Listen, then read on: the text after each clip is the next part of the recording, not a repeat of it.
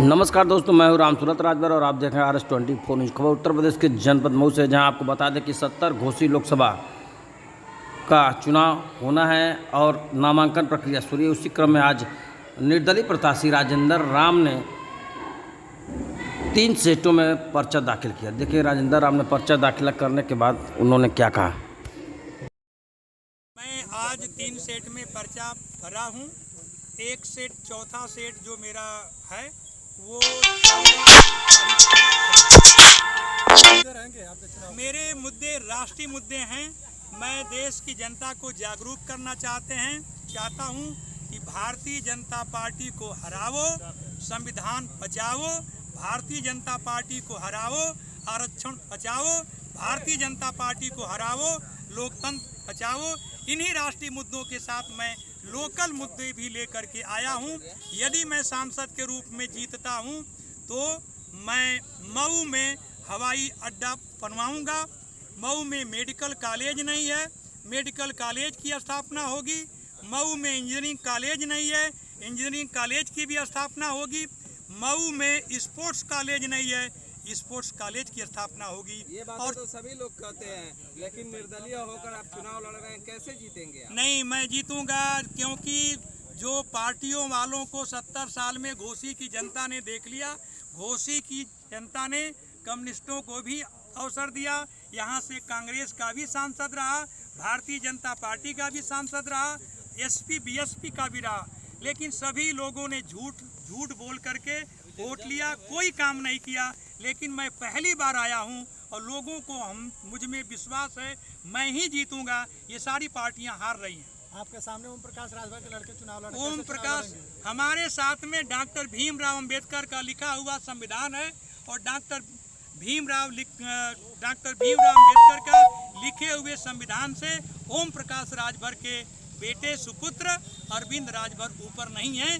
वो कानून के सामने मंत्री जितना हक रखता है, संतरी भी रखता है। कानून के सामने दोनों बराबर हैं और ओम प्रकाश राजभर के बेटे चुनाव हार रहे हैं। लगातार आप संविधान का नाम ले रहे, तो संविधान में क्या दिक्कत हो रहा है इस सरकार में? संविधान में यदि तो अभी तो उनके पास में 303 सीटें आई, तो उन्होंने कहा कि आरक्षण यदि उनको 400 सीटें मिलती है, 2/3 बहुमत आती है, तो यहाँ सबसे बड़ा खतरा है कि जो भारत के संविधान के प्रस्तावना में सेकुलर वर्ड है, उस सेकुलर को हटा करके हिंदू राष्ट्र घोषित किया जा सकता है। संविधान में संशोधन के लिए इनको 2/3 बहुमत चाहिए, जो कि SC ST OBC का आधा आरक्षण खत्म हो गया है। अग्निवीर को लाए, निजीकरण से आधा आरक्षण खत्म हो चुका है, आधा है।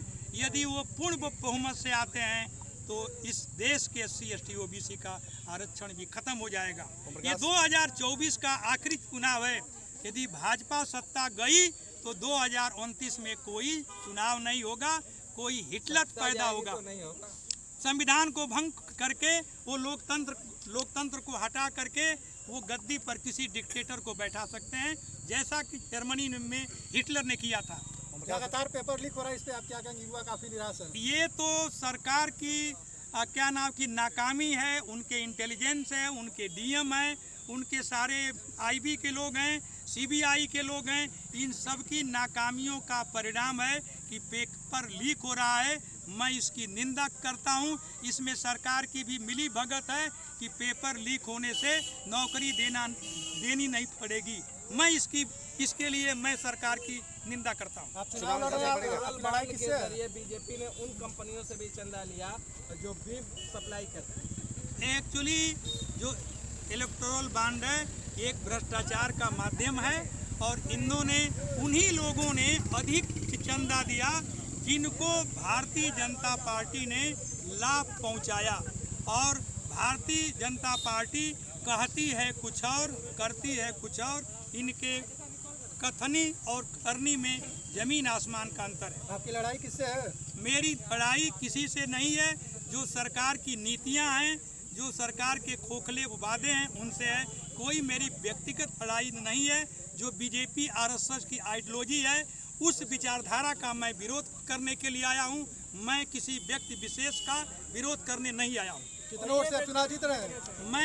मुझे उम्मीद है यदि जनता ने चाही तो मैं करीब 4 लाख वोट पा रहा हूं और मैं 1 नंबर पर रहूँगा। और ये जो सपा बासपा और जय सुहलदेव पार्टी दूसरे तीसरे चौथे के लिए संघर्ष करेंगे। और बेरोजगारी पे आप क्या कहना चाहेंगे? बेरोजगारी पर मेरी मांग है कि यदि मैं संसद में पहुंचा तो मैं जो करीब 18 से लोग 40 साल की उम्र वाले जो नौजवान हैं, मैं उनसे मांग करूंगा कि इनको 5,000 रुपया प्रति माह बेरोजगारी भत्ता मिलना चाहिए।